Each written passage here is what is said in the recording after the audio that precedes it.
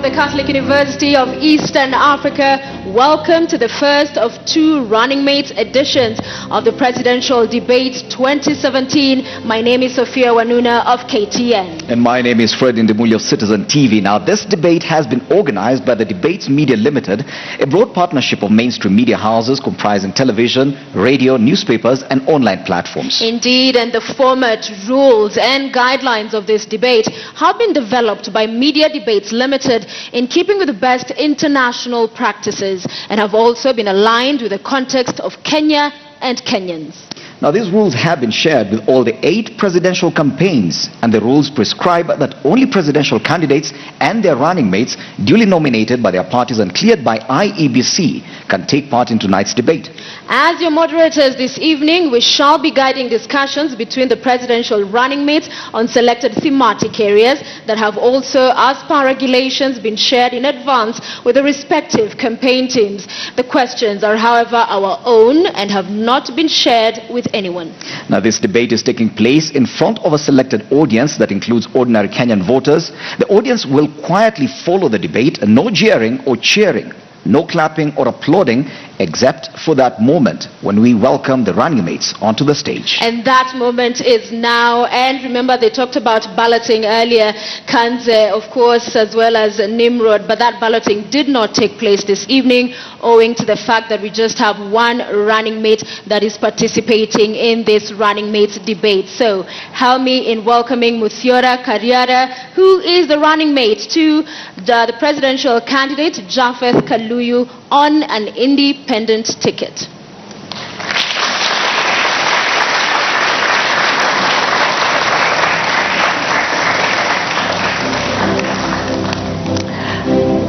Thank you so much, Muthiora Kariara. Now, ladies and gentlemen, you do realize we have 6 podiums on the stage, and this is because we had anticipated that 6 running mates will be taking part in this debate.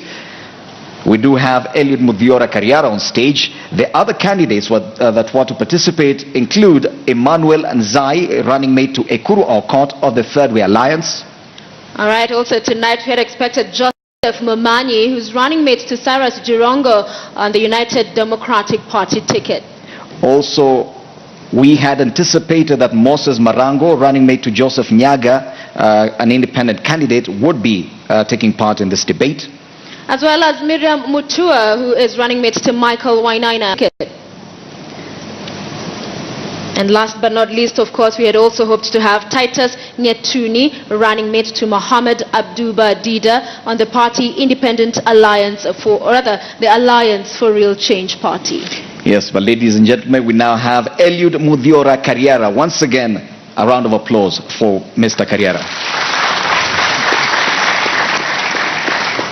Muthiora Kariara, thank you so much for agreeing to take part in this debate. Now, to many of our audience in the house and watching this debate on TV, Muthiora Kariara is not a very familiar name, and the man on stage that we see now could be described as a stranger to many. Now, I'll give you 90 seconds to make your opening statements.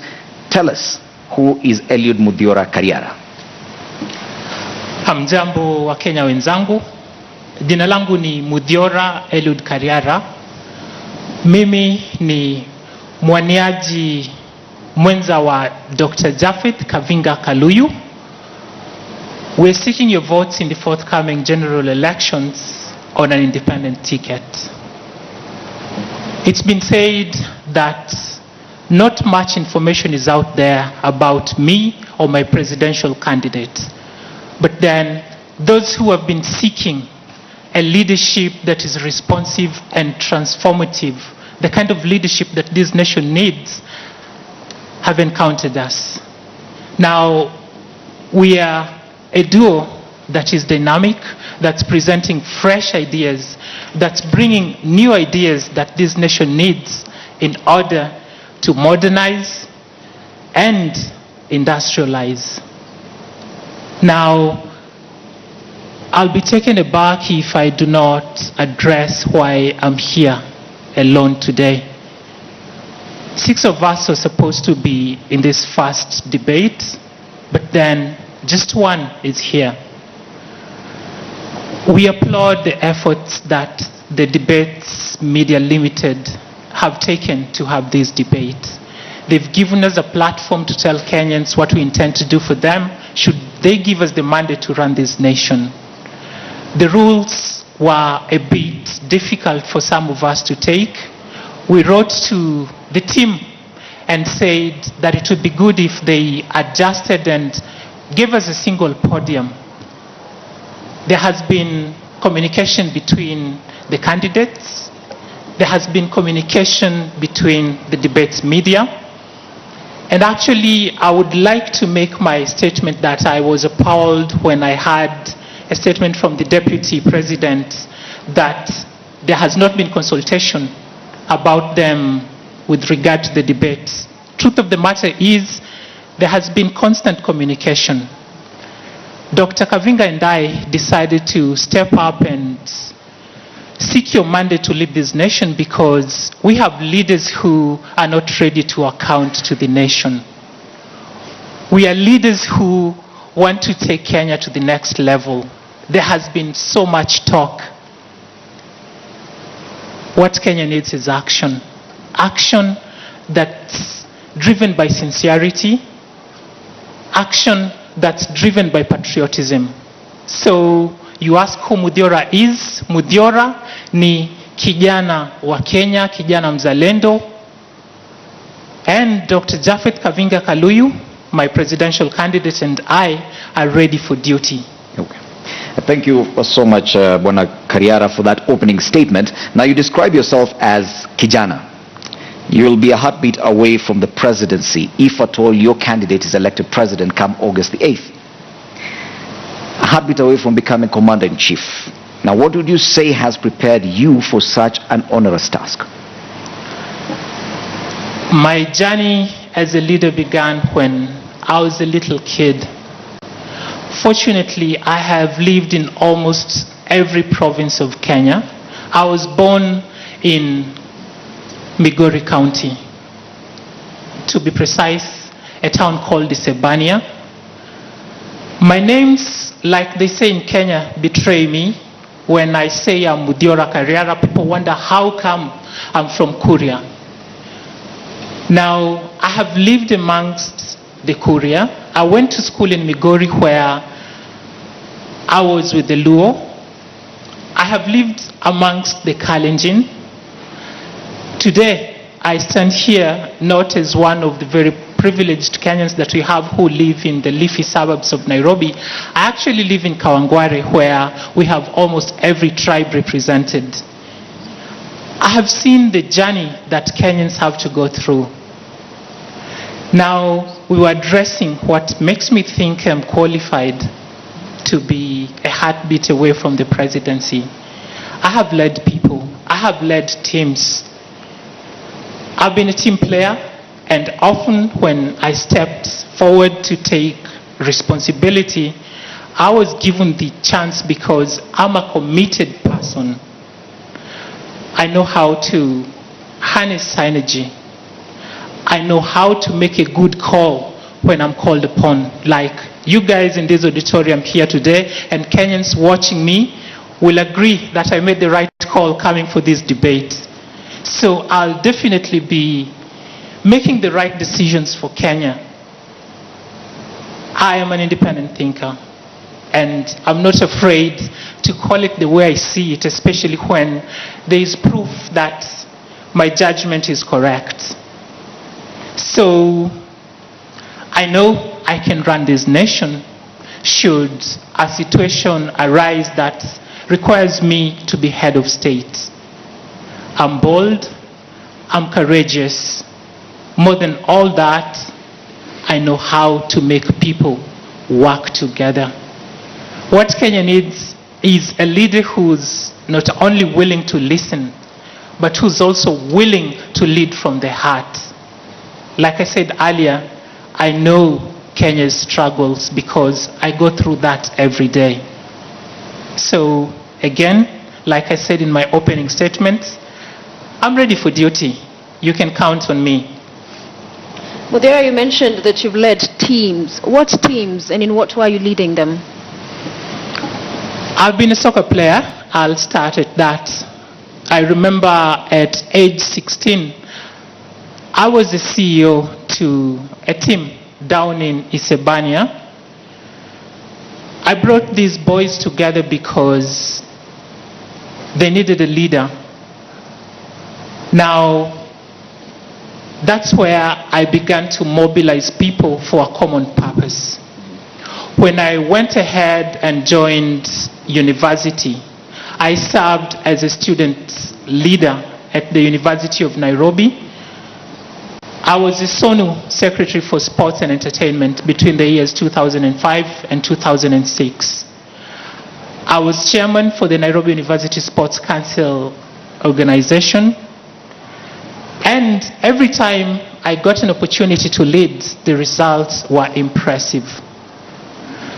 I was part of a team that's now defunct. It changed its name to City Stars. Then we were called World Hope after we transformed from Kawangware Football Club. And when I was part of these teams, we succeeded a great deal. Kawangware Sports Club for the first time debuted in the Premier League, and we made a good account of ourselves. We went on to be relegated after the first season because of the same problems that plague Kenya and sports and the youth.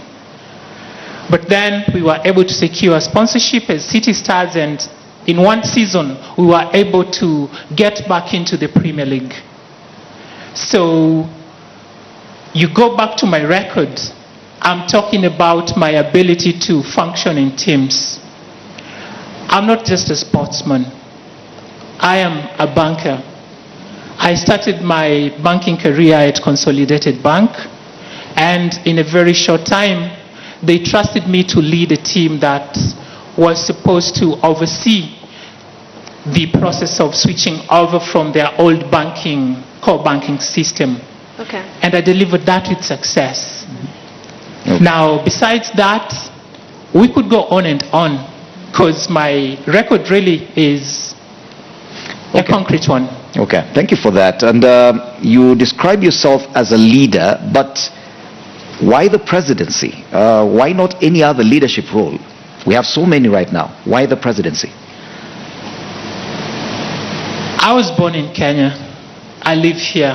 I have seen the problems that plague this nation. And I will tell you that to fix these problems, you need the right tools.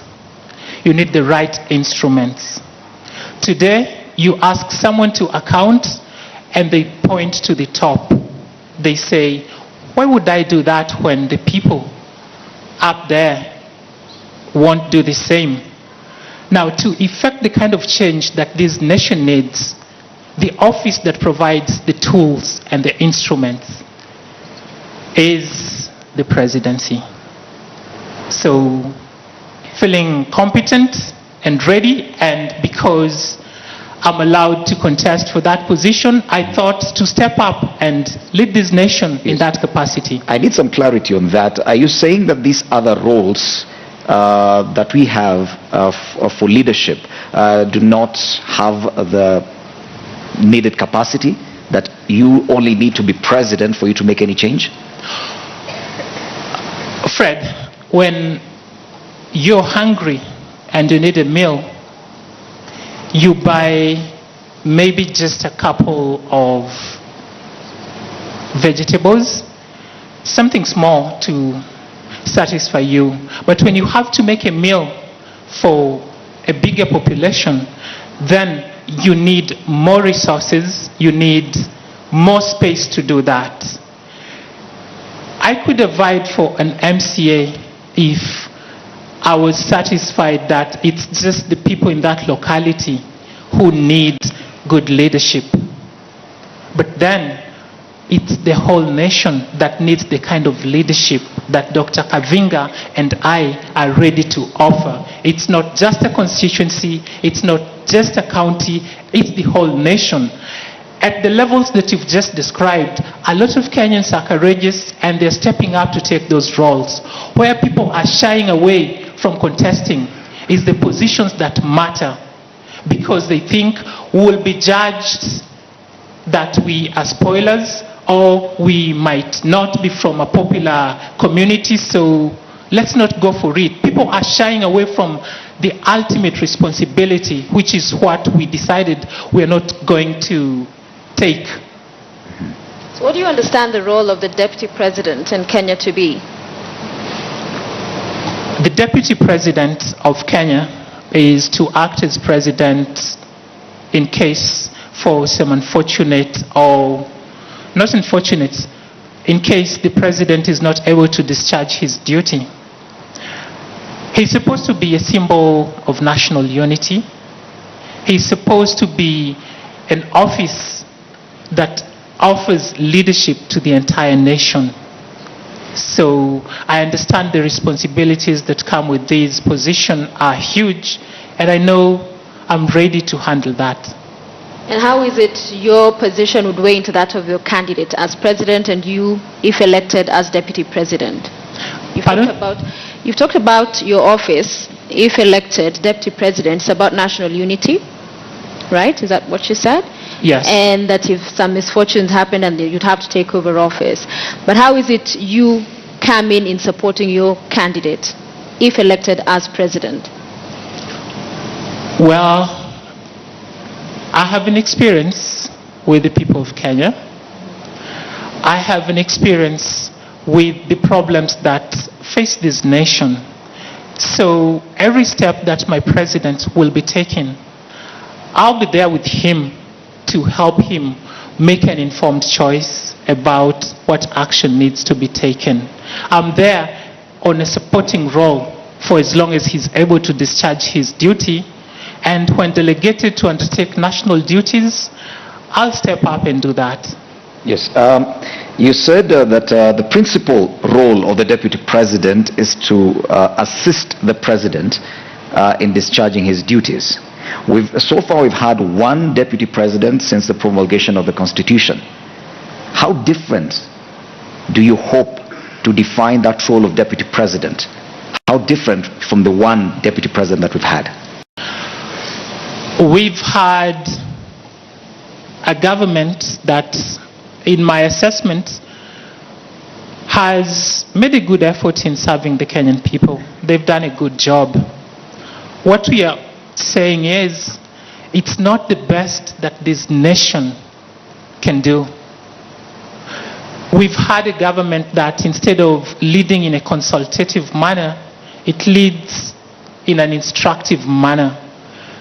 They make their own priorities and pursue to deliver on those priorities instead of delivering on the priorities of the people. The office of the Deputy President in Kenya today is one that has been blamed for a lot of things, if I can say so. Now, the kind of an office we will put in place, my office will be one that does not instruct on what must be done, but will lead together with the people, because we hold power on behalf of the people, and it's to be used for the benefit of the people. That's going to be our main difference. We are not going to try and make it be just about power for the leaders. It's power that's to be harnessed for the people. The presidential candidate, Japeth Kavunga, describes himself as a Kenya diaspora. He does not live here. And many have criticized that, arguing that how is it he desires to be president and yet does not appear to be in touch, physically even, with the country and the needs and struggles of the people. What do you say to that? I would say, number one, there's nothing wrong in a Kenyan living abroad. They go out there and there are hundreds of thousands of them. Check your records, you'll realize that the number one forex earner in Kenya today is remittances from the diaspora. That's how significant the diaspora is. My president, Dr. Japeth Kavunga, in the last 12 months, in the last 10 months, has visited Kenya 12 times. He came here to consult with people, to see how they are coping with whatever challenges that exist here. He's very much in touch with what's happening in Kenya. And besides just engaging with the youth, he has the backing of the older generation because they see him as the visionary leader that he is. He's a leader who stands out not just because he has clarity of purpose and vision, but because he's passionate in his pursuit for excellent service to the people. So Kenyans should not fear that he's from the diaspora. No, that's just where he works. That's where he makes his daily bread. But then, after he makes the money, what does he do with it? He sends it back home.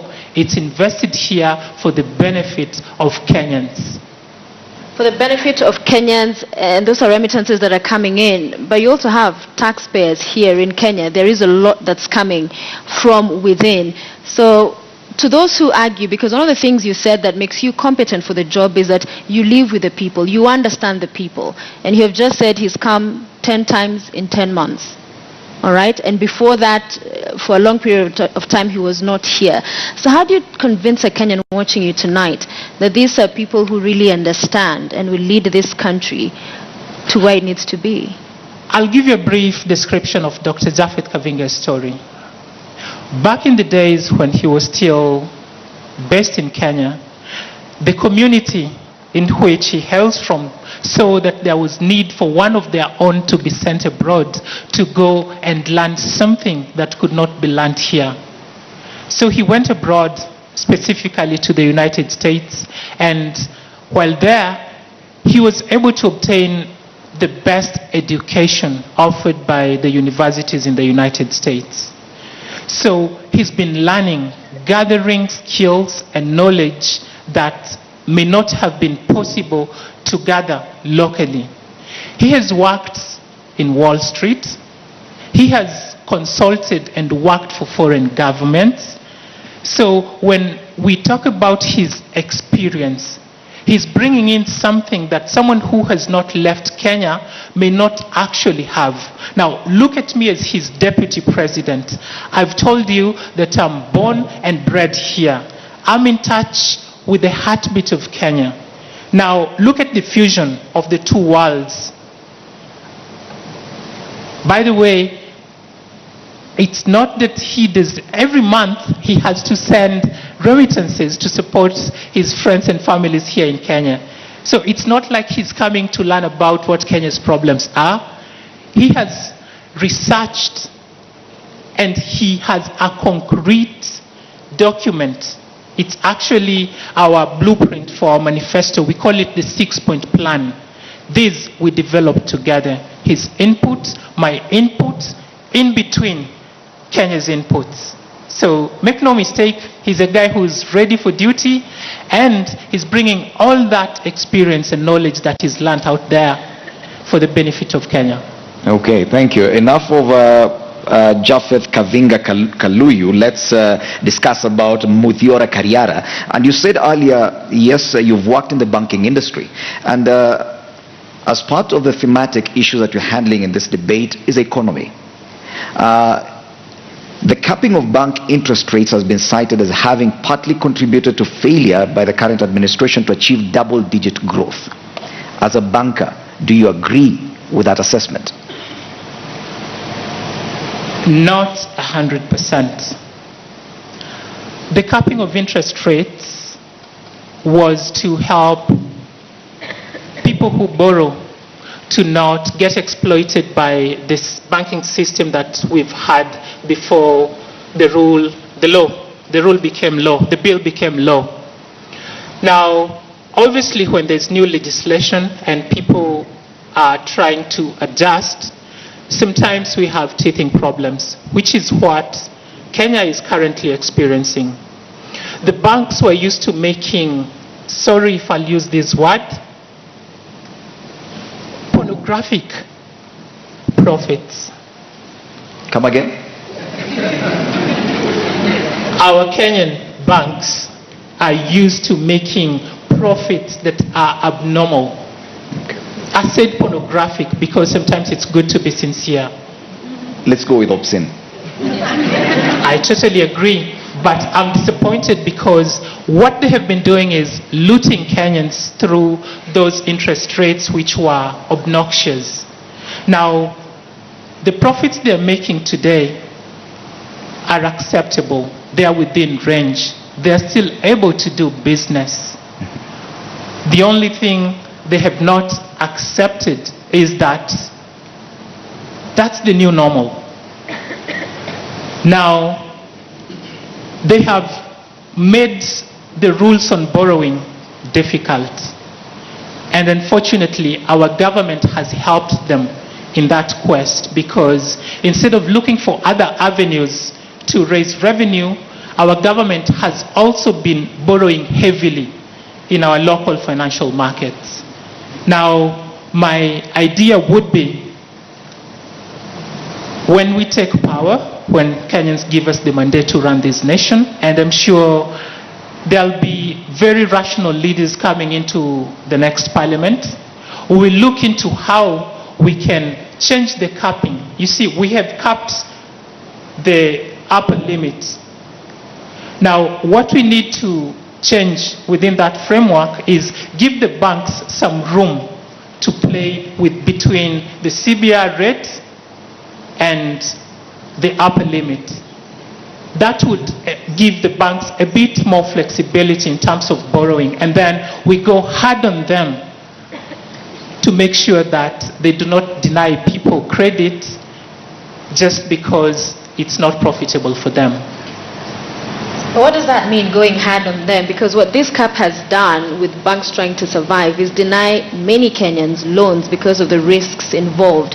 So what do you mean when you say go hard on banks?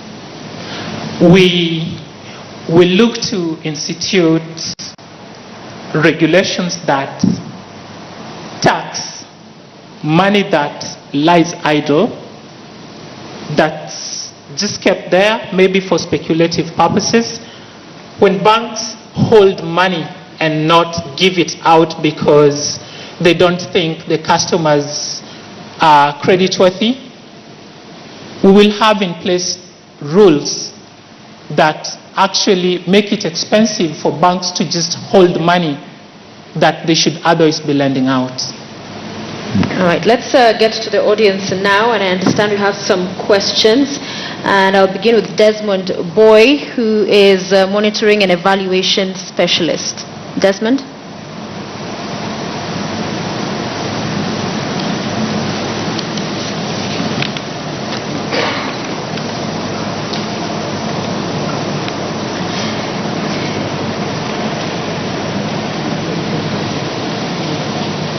Thank you, and thank you for your good presentation. Now, just on the economy bit, I want to ask what you'll do about the national debt. We are being weighed down as a country because of the national borrowing that we are experiencing in the current government. What do you plan to do? How will you manage the national debt? Simply that. Go ahead. I want to start by saying that borrowing is beneficial when the funds are utilized for the purpose for which they were borrowed. We have not reached a level where it's unsustainable. We still have projects that will give return to this nation. Now, I can't tell you that when you give us the mandate to run this nation and fix the economy, we will not continue to borrow. We will borrow when we need to, when it's feasible to do so. But before we get to borrow more than we actually can afford to pay, Desmond, we will first go into trying to get revenue from domestic sources, and that is, we will focus on tax collection. You realize that a very small fraction of Kenyans actually pay their taxes. Our main idea is to increase the tax base so that we can raise revenue, not through borrowing, but through getting money from taxes. So you intend to tax more Kenyans, and where is this you'd be extending these brackets to cover? Actually, you have it the other way around. In our 6-point plan, we intend to cut taxes. What I said we are going to do is we are going to increase the tax base. Today, tax more people for less. Yes, there are a lot of people in Kenya who make money, but then they do not contribute to our nation building by sharing their income with the rest of the country. Maybe because there are a few loopholes here and there in our tax collection. So we actually intend to put in place an integrated database where we will get everyone in Kenya who's working to be captured, so that whatever money they make, we are able to tap onto that. And at least within the first 3 years, we would like for our tax base to go to a level of at least 40%. That's our target. With that kind of revenue, we know we'll be able to take care of a lot of development in this nation. So cutting taxes, that is key for us, because we intend to make life affordable for all Kenyans. VAT, if I can continue in the line of taxes, we actually are purposing to abolish VAT. Now, you'll ask, how are we going to be able to get money? Now, instead of VAT, we are proposing to have a sales tax of 4%.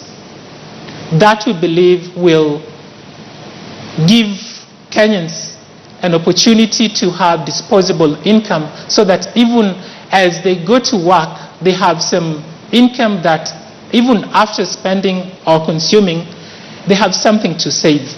We do not want to lead a nation of the working poor. We want to trust Kenyans more with their money, and if anything, while we still try to slay the monster of corruption, we want you to have your money and decide what you do with it more as we fix this country together. Okay. Let's take the second question from a member of the audience, and once I call out your name, kindly walk to the aisle. You'll answer the question from that point. The next question will be asked by Marcellus Otieno from the Catholic University of Eastern Africa. Marcellus?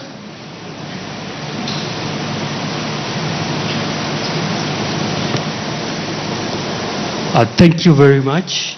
This country has more than 72 universities. We have more than 200,000 graduates being produced every year. And the key question is, as your government, in case you are given the mandate, what do you plan to do in job creation or absorption of these graduates to reduce the wastage of the number of graduates that we have in the country? Well, I'll say Kenya is a blessed country. We have a lot of brilliant young people, and the world acknowledges and appreciates how much service we give to it through the brains we have shared. My presidential candidate, Dr. Japeth Kavunga Kaluyu, you said he's from the diaspora. Now, he has contacts abroad. He has people who are willing to mentor our graduates. Our plan is actually to get each of the over 500,000 people in the diaspora to mentor at least 10 of the graduates we have in Kenya. Now, that mentorship program will help our youth get that kind of an international exposure that they need. It will help them to open up their view into what's really expected of a global citizen. Now, in terms of job creation, we know that the next frontier, the frontier that will lift Kenya into the level where we ought to be, is we empower the informal sector. Our government is committed to creating a conducive business environment for startup businesses. It's committed to ensuring that the businesses we have currently prosper. Now, the question is, how exactly are we going to do that? Now, number one, we will focus on creating the kind of jobs that the youth actually want. Our problem has been the governments and regimes that we've had treat the youth like they are a problem. They treat the youth like this is something that needs to be solved, when in fact the youth are a resource that needs to be harnessed. Our unemployment is over 40%. We aim to cut that by 50% by the time we are done with our first term. Our main investment will be in technology-oriented jobs. We have a plan to go down to the wards and in a radius of 5 kilometers have a hotspot that will be based in a community resource center.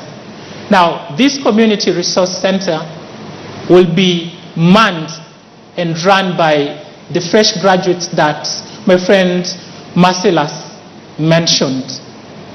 We've heard about our competitors promising to give 18 months mentorships. We don't know where these companies they intend to send these students or fresh graduates into, but what we know is our graduates are qualified, they are ready. What they lack may be the basic skills to help them hit the tarmac when they graduate. Now, deploying them to the community resource centers will help them connect with the communities where we will post them. Now, we had figures allocated for this, and within our first year, we intend to roll this out by committing at least 10 billion to these community resource centers. Now, these are centers where we will help to connect the diaspora to the communities through the fresh graduates that are coming out of our colleges every day. Now, one of the biggest challenges we have in Kenya is people lack basic skills to do even the most basic of jobs. Our government promises to offer free basic skills training to anyone who is of age and is ready to contribute to nation building. Now, when you equip the people with the right skills and give them information, and then you show them where the opportunities are, we'll be able to create employment in a way that has not been done before. Besides that, our main focus is to make Kenya food secure. I mentioned that we intend to make our youth have the kind of jobs they want to do. So we'll focus on making agriculture something, an enterprise that the youth will be willing to venture into. All right, Muthiora, let me pick up something. You've been talking about creating jobs for youth that they actually want to do. Talk to us more specifically about those policy programs you'd come up with to achieve this. Maybe to illustrate the point, I will refer to something that we all are familiar, the National Youth Service. That has been an intervention by our government that has not quite worked because not every youth wants to go to the National Youth Service. I know there are youth who want to do online jobs, and by online jobs I mean we have accountants who are ready to work freelance, but then they do not have access to the market. We have very well educated Kenyans who can do transcription work. We have Kenyans who are ready to do academic writing and research work. Now, most of them do not have information about how they can engage into these kinds of jobs. We know we have a film industry that has not blossomed like it should, and a lot of our youth want to get into these kinds of jobs. Now, when I say we will be committed to giving the youth the kind of jobs that they are willing to do. That's what I'm talking about. Sio kazi kwa vijana, pesa kwa wazee, tuende tuchimbe mitaro. The youth, yeah, they'll do that because there's nothing else to be done. But then, give them the kind of a job they need and they will do it with all the passion. Okay. Let's take another question from a member of the audience. Nerima Wako from County, kindly move to the aisle. Nerima Wako with the third question from the audience. Hello, Nerima. Hi. I commend your brevity to stand for national leadership. The question that I had for you, you've mentioned youth and you being a youth leader, and you've mentioned the job creation and food security. What do you think you can bring to the table as a young candidate that young people are facing today in Kenya? My answer is creativity and innovation. Nerima, I'll give you my story. When I graduated from the University of Nairobi, I tarmacked for about almost a year. But while I was tarmacking, I realized I needed to cover my costs. And I needed money for that. There was no one who was ready to loan me. There was no one who was ready to support me. So I had to innovate. I started farming right after my university. The kind of farming I did was pig rearing. Now, you will ask, where did I get the land? I did this pig farming in Nairobi. I did not buy the land where I was doing this. I did not have the capital. And this is how I want the youth to tackle the problem of unemployment. Now, I realized that we have a lot of garbage in Nairobi, and our garbage collectors do not do a good job. So since I had this idea about how I could do pig farming, I knew that from the garbage we have in restaurants, I could get pig's will. So I approached a couple of restaurants along Agwings-Kodek Road. For those who live in Nairobi, you may know the road. And I told them, I have noticed that you people have a problem with your garbage collectors. But then, I can do this job for you at a cheaper cost, more efficiently. And most of them looking at me, I was still quite young and I looked funky then. I was never used to wearing suits like I do today. They said, okay, let's see you because the other guys have failed us. And I got a contract to do garbage collection. I would give a name of the restaurant, but then I think that's not right. But they trusted me and they gave me a month to do the garbage collection. Now, I got the job to collect garbage. I have an idea to rear pigs.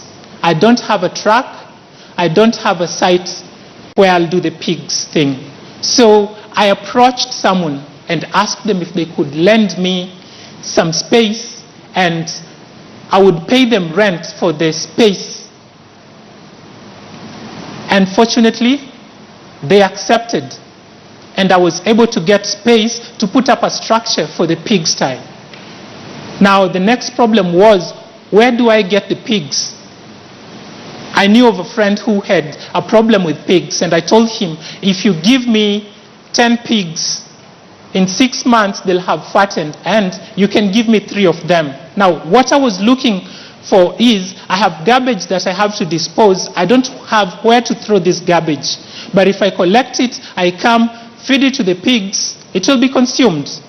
The pigs will fatten. In 6 months, I'll have something to take to market. I'll be able to pay the rent. I'll have made some money for myself. Everybody wins. That was how I was able to get my startup capital for the businesses that I have run since then.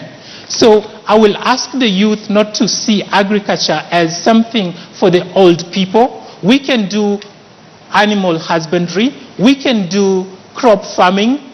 We know we have technology today that allows us to maximize on crop production. We have gone to school. And if we do not know something, we can research some more. But with the government that's led by Dr. Kavunga and I, we'll be able to deploy to the ground extension officers who will work with the people and make sure that they understand exactly what they are doing. What path Kenyans to take right now in terms of assuring food security is the path of agribusiness. That's what I tried to do. I did it from scratch. It worked. I'm here today. I'm a success story. And I want to challenge every Kenyan out there who does not have a job to not wait for people to provide them with an opportunity, but then to take it upon themselves and create an opportunity. Because Kenya has endless possibilities, and as long as we are willing to commit to that, we will fight unemployment. Thank you, Bwana Kariara. And because of the slight change in format, we do realize that you've been standing there and talking non-stop. There is some water just down there. You can access it and take a sip as we ask you another question. I was waiting for you to say that. Go ahead. Please go ahead. It should be behind the podium. Behind the podium. Okay. All right. And as you sip some water, I read your manifesto, and it stood out what it says about corruption, because your manifesto says your administration would finally bring an end to corruption. And I'm sure many Kenyans would like to hear how you intend to do that. First, sip some water, please. I'm sure that's going to be the highlight of this debate. So a drink of water, even for those in the audience, would actually help.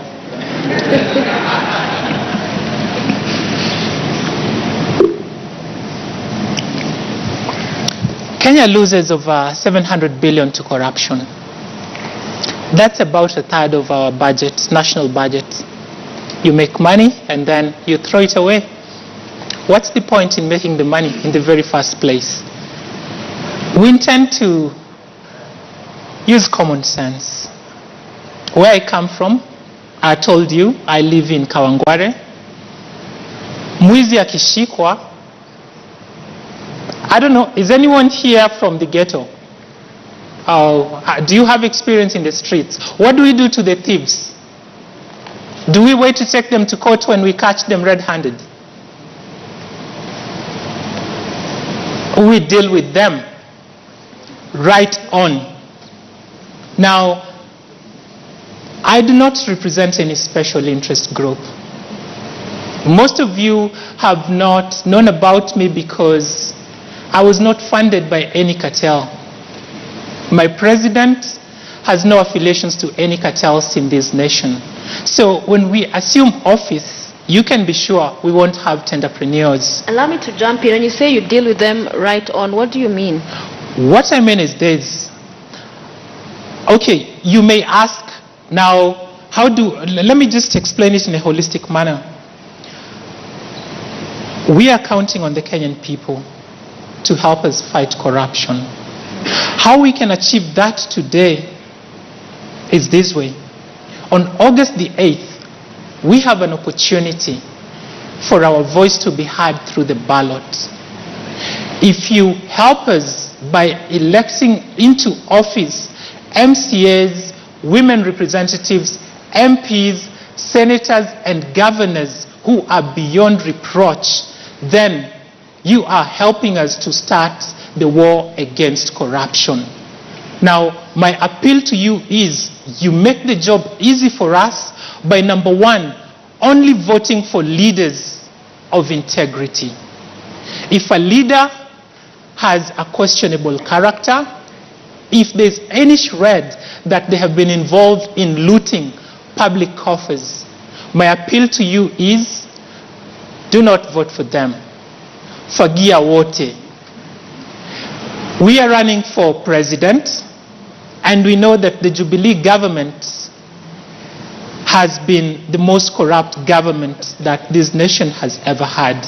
So my appeal to you as we seek to have a nation of integrity is vote them out. Vote for Dr. Japeth Kavunga because he's going to be the beginning of the end of corruption. Now, after we vote in the right leaders, leaders who have no track whatsoever, with graft, then when we get to Parliament, these leaders will have a duty to put into law a legislation that, number one, will make sure that once a public officer has been cited to have committed a corrupt offense, they will step aside. And while they step aside, all their assets will be frozen. Okay. We are talking about bank accounts, we are talking about land, we are talking about all financial instruments that they have. Okay. So that while they are under investigation, they will not be able to transact on anything. Thank you so much, Bwana Eliud Muthiora Kariara. I want to give you 90 seconds more for your closing remarks because we've come to the end of this session. 90 seconds. Dear Kenyans, I told you that my name is Muthiora Kariara. Sometimes it gets difficult, and you guys have been very serious here. Now, nitazungumza kwa Kiswahili ili tuelewane na wote. Kuna kasumba ambayo imetembezwa nchini kuwa uchaguzi unaokuja ni kuhusu NASA na Jubilee. Nataka kuwakumbusha kuwa uchaguzi unaokuja ni kukuhusu wewe, Mkenya. Jiulize, hali yako ya maisha leo hii ni bora kuliko ilivyokuwa miaka 4.5 iliyopita? Huduma ya afya ni bora sasa ama imedorora kuliko ilivyokuwa miaka 4 iliyopita? Tuna jinamizi la ufisadi limekidhiri mizizi zaidi ya ambavyo hali ilikuwa miaka michache iliyopita, ama tunafaulu? Ni rahisi kupigana na ufisadi Kenya kama itakavyokuwa kujaribu kuuza kiberiti Jehanamu? Iwapo jibu lako ni kuwa vitu viko sawa, basi kura yako ni wazi utaiweka wapi. Niambie kama kiongozi unaipania kumpa kura yako amejitwika majukumu ya kutumbuiza Wakenya kwa njia ya vitendawili, mbwembwe na namna zingine za kutangaza mpira badala ya kuongoza chama chake na wajumbe kukabiliana na serikali badhirifu ya Jubilee. Okay. Kama chaguo lako ni kuwa Kenya iko sawa, then we are not your kind of candidates. But if you're tired of status quo, then you know that you have to vote for Dr. Japeth Kavunga because yes, status quo favors Uhuru Kenyatta, status quo favors Raila Odinga. For you, fellow Kenyan, and me to have a fair chance at making it in Kenya, everything must change. But for these two political elites, everything must remain the same. Okay, let's move the nation forward. We're ready for duty, and we urge you to join us and vote for us. Thank you very much. Thank you so much, Eliud Muthiora Kariara, running mate to candidate Japeth Kavunga on an independent ticket. Ladies and gentlemen, a round of applause for our running mates.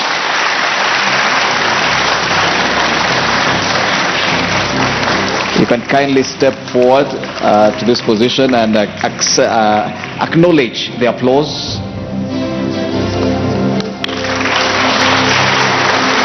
Thank you.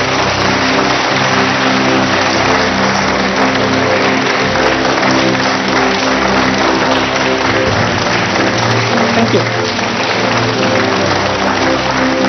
All right, and that was our first edition of the Running Mates debate. Eliud Kariara being the only aspirant present by the start of the debate. The Mates Media Limited therefore took the decision as a no-show on the part of the other aspirants. The next edition of the Running Mates debate takes place at 8 p.m. tonight and is expected to feature Deputy President William Ruto and former Vice President Kalonzo Musyoka. Now that debate will be moderated by Hussein Mohammed of Citizen TV starting 8 p.m. But for me, my name is Freddie Ndimuli. Have a good night. And me, Sophia Waluna. Stay on for the next debate. Good evening.